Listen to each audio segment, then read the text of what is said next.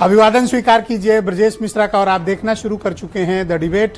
बहनों भाइयों, uniform civil code एक नए रूप में प्रधानमंत्री नरेंद्र मोदी ने लाल किले की प्राचीर से प्रस्तुत किया है। इस बार नाम बदल दिया गया है। अब uniform civil code secular civil code के नाम से उन्होंने पुकारा है।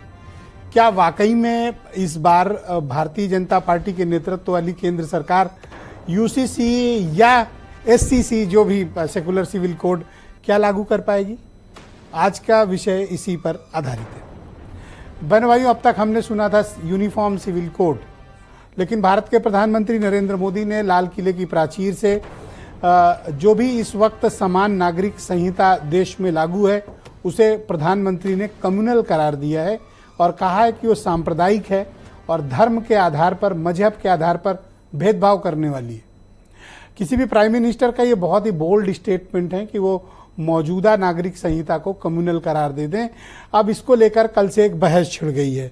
बहस इस बात की है कि क्या वाकई में जो मौजूदा हमारा नागरिक संहिता है वो कम्युनल है और उसमें क्या खामियां हैं, और अगर सेकुलर सिविल कोड, जिसको यूनिफॉर्म सिविल कोड के नाम से हम सब प्रचलित बातों में जानते हैं, क्या उसमें कुछ ऐसे प्रावधान हैं कि जो वाकई में इसको सेकुलर करार देंगे?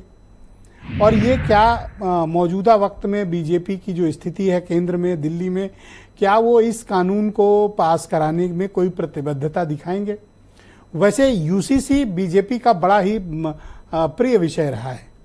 उसी तरह जैसे कश्मीर का विषय, जैसे राम मंदिर का विषय, तो यूनिफॉर्म सिविल कोड बीजेपी के कोर सब्जेक्ट का हिस्सा है और ऐसी प्रचलित मान्यता थी और लोग मान रहे थे कि इस बार अगर बीजेपी को उसी तरह की मेजॉरिटी आती है तो यूसीसी इस बार लाया जाएगा।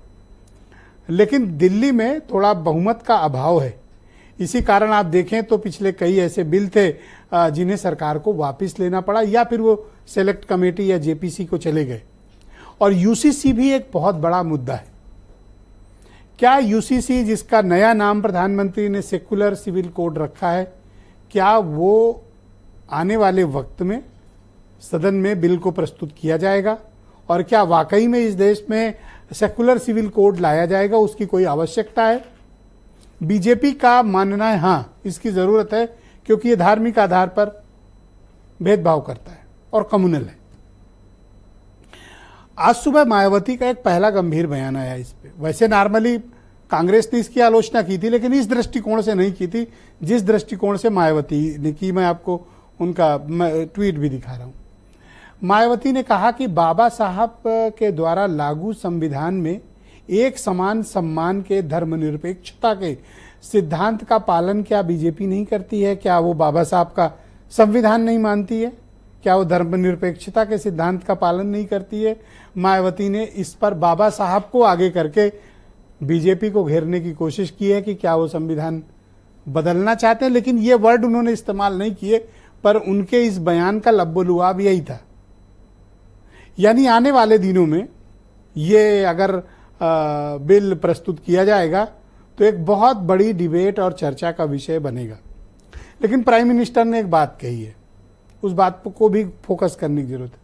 उन्होंने ये कहा कि इस पर सुप्रीम कोर्ट के भी कई आदेश आ चुके हैं और इस पर पूरे देश भर में डिबेट की आवश्यकता है, लोग अपने अपने विचार प्रस्तुत करें। यानी एक संभावना उन्होंने पूरी व्यक्त की है कि एक वाइडर कंसल्टेशन में केंद्र की सरकार जाएगी, इसके पहले कि उसे लोकसभा में या राज्यसभा में प्रस्तुत करें।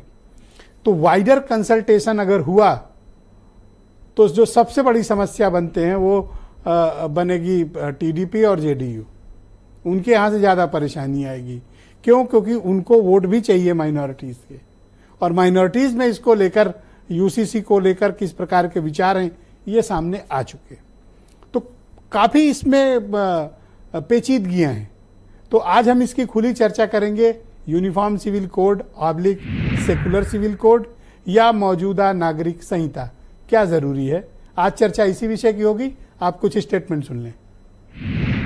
सिविल कोड को हम लेकर के जी रहे हैं, वो सिविल कोड सचमुच में तो एक प्रकार का कम्युनल सिविल कोड है। ऐसे कानूनों को आधुनिक समाज में कोई स्थान नहीं हो सकता है। अब समय की मांग है कि देश में एक सेकुलर सिविल कोड हो। कि समाजवादी समाज बने, सबके हिस्सेदारी हो, हमारा समाज समृद्ध बने। ये नहीं कि कुछ लोगों के हिस्से में सब कुछ आ जाए। हर जाति को उसका अधिकार मिले, उसको सम्मान मिले, ये आज के समय की जरूरत है। अब देश की जरूरत है। निश्चित तौर से माननीय प्रधानमंत्री जी ने जो कहा कि 40 करोड़ से हम 140 करोड़ हो गए, तो अब बहुत कुछ बदल रहा है और बहुत कुछ बदलना चाहिए। हमें संविधान ने अधिकार दिए हैं अपने धर्म को मानने के। संविधान जो हमें अधिकार, हमारा संरक्षण कर रहा है अधिकारों का, हम उस अधिकारों के ऊपर हर वक्त अतिक्रमण प्रधानमंत्री करना चाहते हैं। तो बहनों भाइयों, आज की परिचर्चा को आगे बढ़ाएंगे। समीर सिंह उत्तर प्रदेश में बीजेपी के प्रवक्ता हैं, प्रदीप सिंह उत्तर प्रदेश में कांग्रेस कमेटी के प्रवक्ता हैं, आईपी सिंह समाजवादी पार्टी के प्रवक्ता हैं, ब्रजेश शुक्ला जी बहुत ही जाने माने पत्रकार, डॉक्टर एमएच खान मेरे साथ मौजूद हैं, और मतीन खान मुस्लिम लीग के अध्यक्ष, और वीरेंद्र सिंह जी हमारे स्टेट हेड। शुक्रिया और धन्यवाद इस महत्वपूर्ण सामाजिक चर्चा पर और राजनीतिक चर्चा का हिस्सा बनने के लिए। समीर सिंह जी, क्यों चाहती है भारतीय जनता पार्टी की एक एक करके कोई न कोई ऐसी कंट्रोवर्सी उत्पन्न हो जिसकी वजह से इस तरह